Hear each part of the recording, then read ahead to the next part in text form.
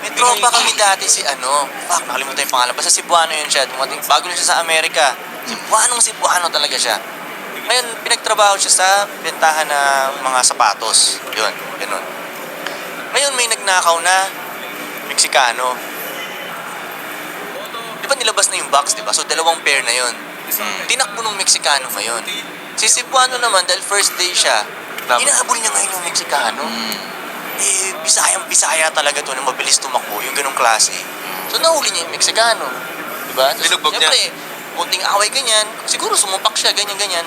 Nakuha niya ulit yung, yung sapatos. Siyempre, proud na proud siya dahil iisipin niya matutuwa yung boss niya dahil, nagalit pa lalo yung boss niya sa kanya. Pag mag-ginanon yan, parang... Pag namatay ka pa. Hindi ganun, hindi yun ang point eh. Ito na nangyari. Kinahaponan, sa labas ng store nila, nandun yung gang nung Meksikano. Putang ina.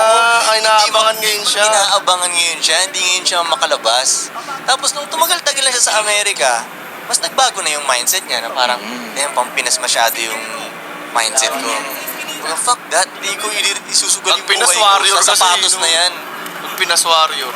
Oo, ganun.